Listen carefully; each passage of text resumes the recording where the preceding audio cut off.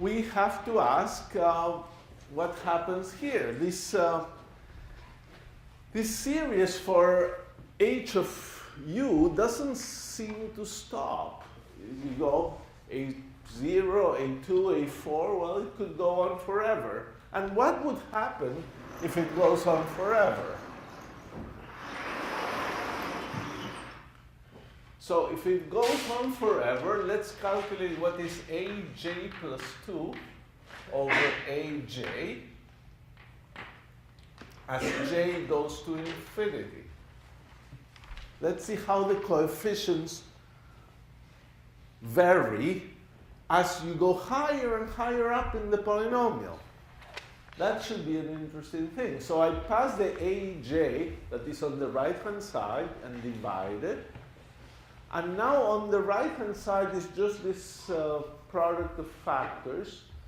And as j goes to infinity, it's much larger than 1 or e, whatever it is, and the 2 and the 1 in the denominator. So this goes like 2j over j squared. And this goes roughly like 2 over j. So as you go higher and higher up, if you're, by the time j is 1 billion, the next term is 2 divided by 1 billion. And they are decaying, which is good, but they're not decaying fast enough. That's a problem. So let's try to figure out if we know of a function that decays in a similar way. So you could do it some other way. I'll do it this way.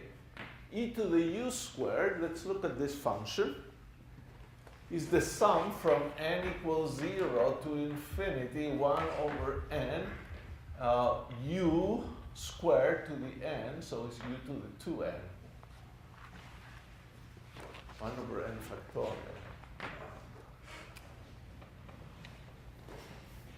So now, since we have j's and they jump by 2's, this exponents also here, this jump by 2. So that's about right. So let's think of 2n being j.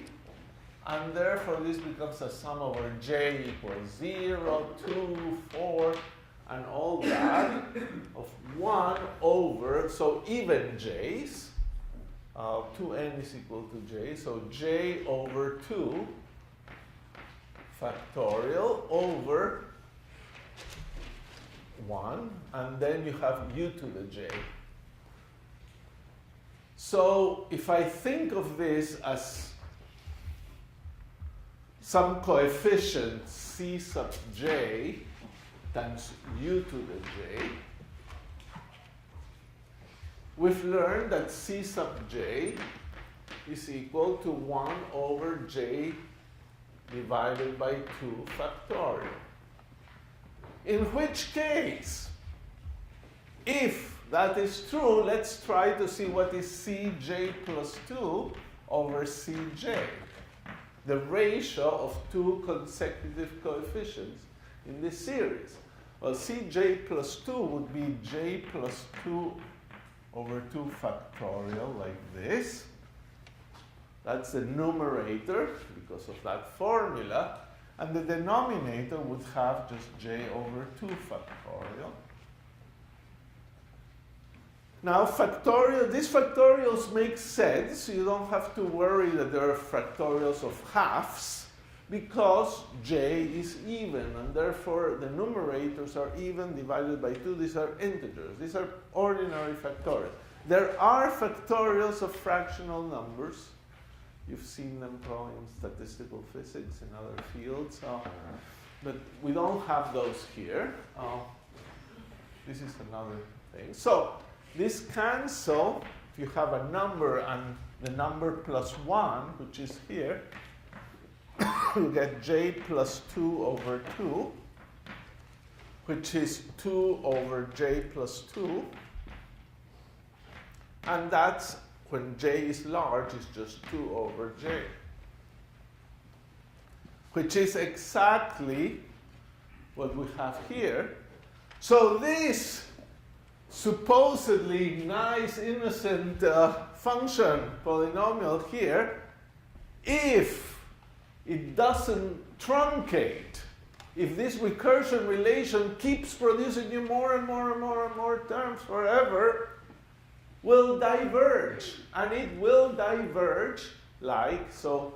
If the series does not truncate, okay, h of u will diverge like e to the u squared. Needless to say, that's a disaster, because first, it's kind of interesting to see back here.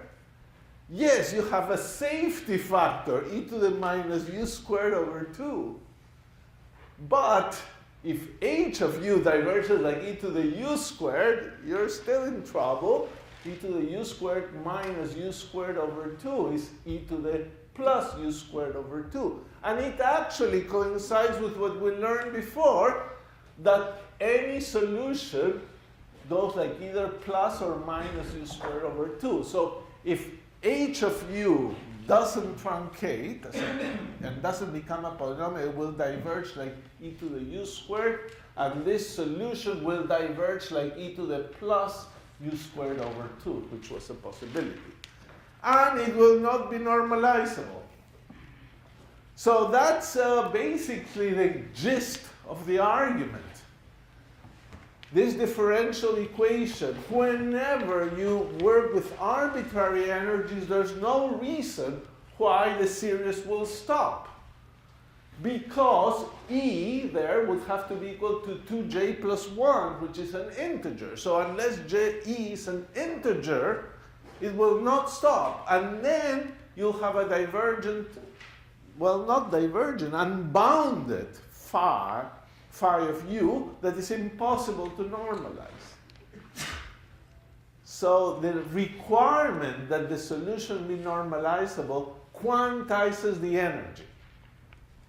It's a very nice effect of a differential equation. It's very nice that you can see it without doing numerical experiments, that what's going on here is an absolute requirement that this series terminates.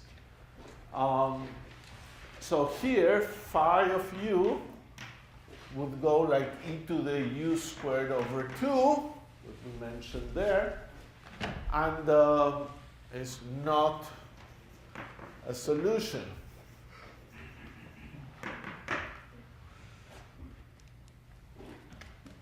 So if the series must terminate, the numerator of that box equation must be 0 for some value of j.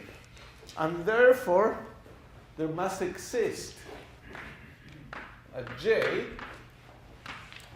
such that 2j plus 1 is equal to the energy. So basically what this means is that these unit-free energies must be an odd integer. So in this case, this can be true for j equals 0, 1, 2, 3. In each case, it will terminate the series. With j equals 0, 1, 2, or 3, there you get some values of e that the series will terminate. And when this series terminates, aj plus 2 is equal to 0. Because look at your boxed equation. aj, you got some number, and then suddenly you get this 2j plus 1 minus e, and if that's 0, the next one is 0. So yes, you get something interesting even for j equals 0, because in that case, you can have a0, but you will have no a2, just a constant. So I will write it, so if aj plus 2 is equal to 0, h of u will be aj u to the j plus aj minus 2 u to the j minus 2. And it goes down. The last coefficient that exists is aj. And then you go down by 2's.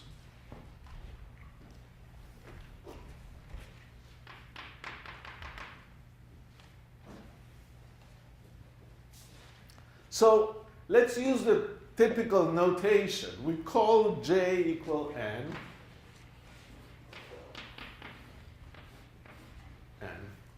And then the energy is 2n plus 1. The H is an u to the n plus an minus 2 u to the n minus 2, and it goes on. If n is even, it's an even solution. If n is odd, it's an odd solution. And the energy E, remember, was h omega over 2 times E, so 2n plus 1.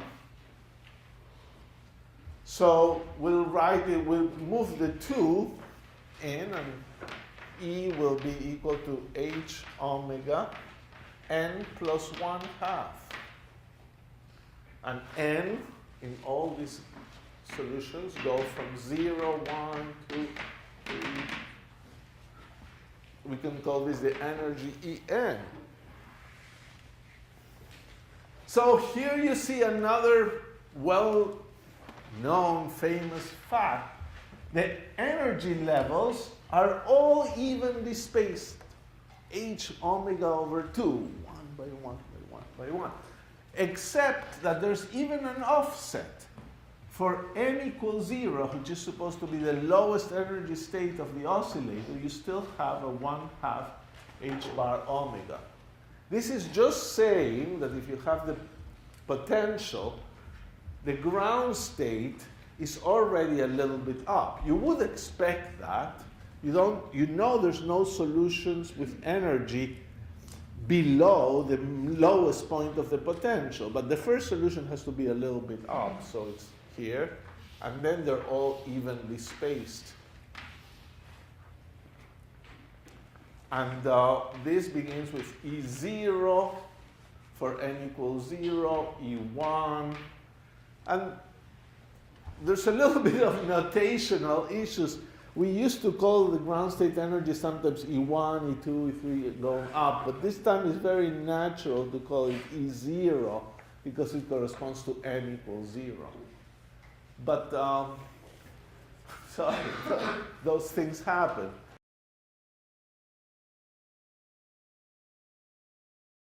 No, it's not an approximation. It's really, in a sense, the following statement. Let me remind everybody of that statement.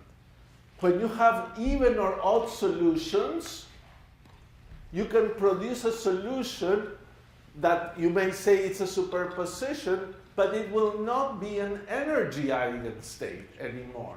Because the even solution that stops, say, at u to the 6 has some energy, and the odd solution has a different energy. So these are different energy eigenstates. So the energy eigenstates, like we proved for one-dimensional potentials, are not chosen to be even or odd for bound states. They are either even or odd. You see, a superposition, how do we say it like that? Here we have it. If this coefficient is even, the energy is some value. If this coefficient is odd, the energy will be different. And two energy eigenstates with different energies, the sum is not an energy eigenstate.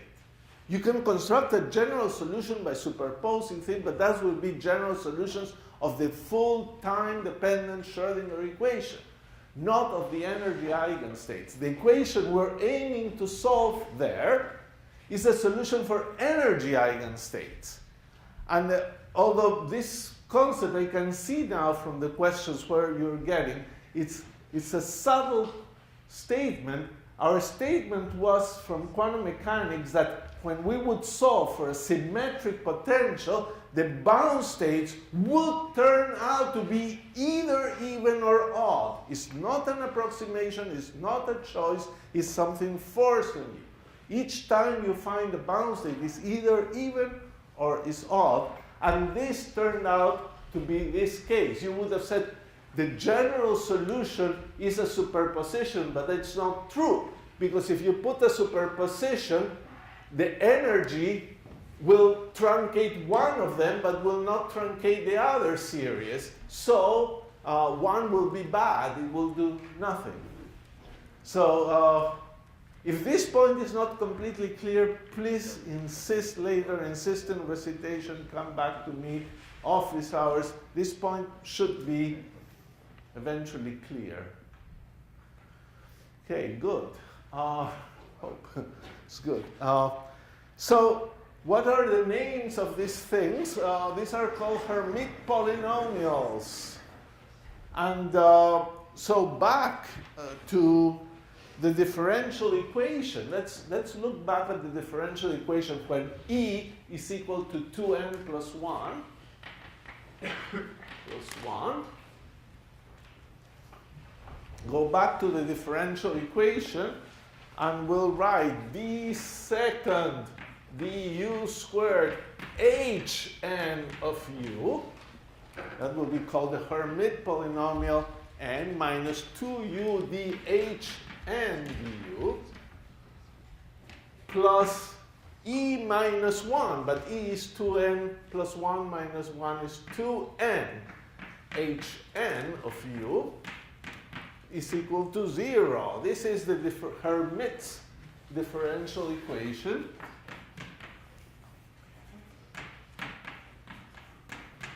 And the HNs are Hermite polynomials, which conventionally, for purposes of doing your algebra nicely, people figured out that Hn of u is convenient if it begins with u to the n, and then it continues down u to the n minus 2, and all these ones here. But here, people like it when it's 2 to the n, u to the n, a normalization. So the leading term, we know the leading term must be u to the n.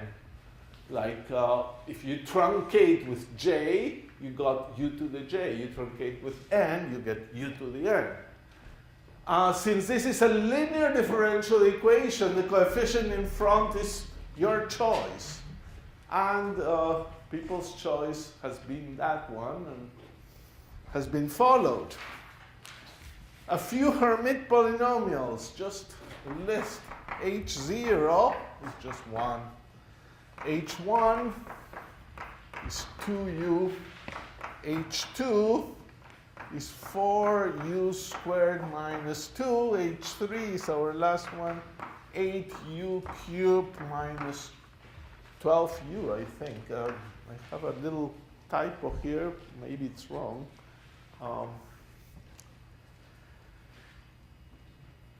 So you want to generate more Hermite polynomials. Here's a neat way that is used sometimes.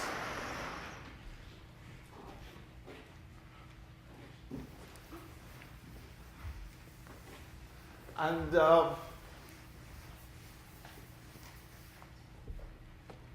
it's through a generating functional. It's very nice, actually. You will have in some homework a little discussion. Look, you put a variable z over there. What is z having to do with anything? U we know, but z, why? Well, z is that formal variable for what is called the generating function. So it's equal to the sum from n equals 0 to infinity. And you expand it kind of like an exponential, zn over n factorial. but there will be functions of u all over there.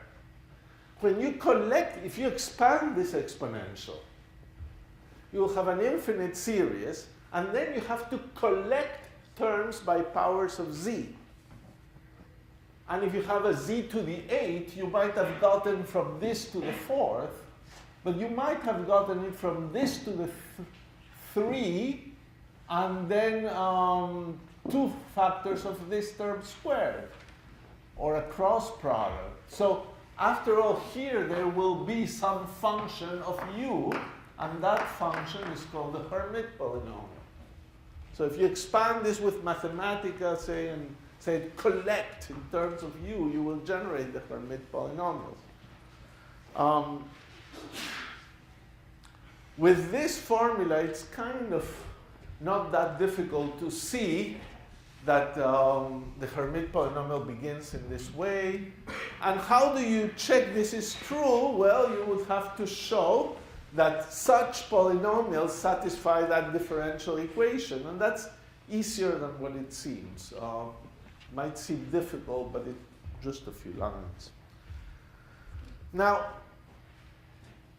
I want you to feel comfortable enough with this, so let me wrap it up, the solutions, and remind you, well, you had all these u, but you cared about x. So u was x over a.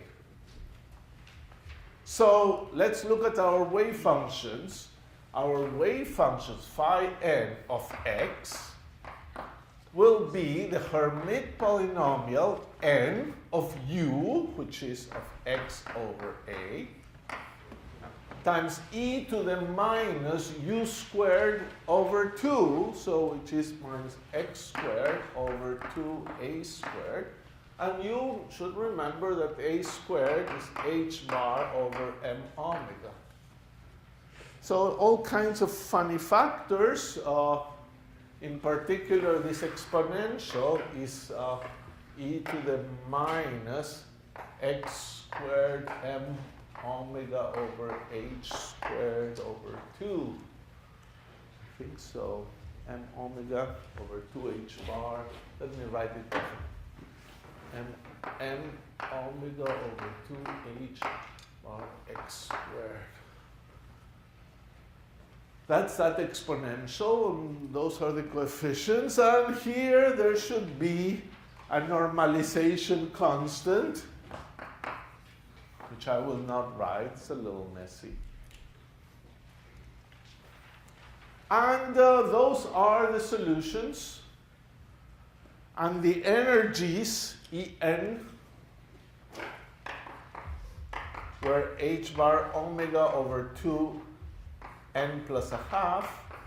So E0 is equal to h bar omega over 2. E1 is 3/2 of h bar omega, and it just goes on like that.